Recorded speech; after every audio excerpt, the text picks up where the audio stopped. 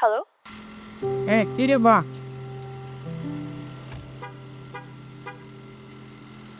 কেমন আছিস? ভালো মামা। আর টাকা পয়সা নিয়ে ভাবিস না, আর আপাকে বলিস এসব নিয়ে চিন্তা না করতে। না মামা, আমরা একদমই টেনশন করছি না। আফজালকে তো কেমন লাগছে?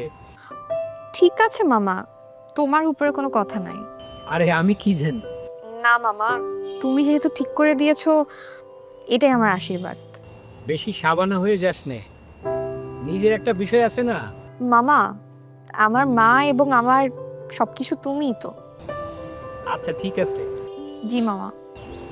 জীবনটা খুব কঠিন রে মা, নিজের একটা চয়েস রাখতে হয়।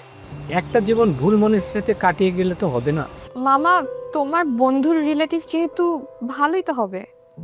না, তুই আমাকে বিপদে ফেলে দিবি, তাহলে আমাকে আরেকটু খোঁজ নিতে হবে। দেখো, তুমি যেটা ভালো মনে করো। কাল পরশু তোর অ্যাকাউন্টে আমি টাকা পাঠিয়ে দিব, আর তোর আম্মাকে বলে সেই টাকা নিয়ে যেন কখনো চিন্তা না কর। ঠিক আছে মামা। পরে কথা বলবো না, আমার জন্য দোয়া করিস। ঠিক আছে মামা, আল্লাহ হাফেজ।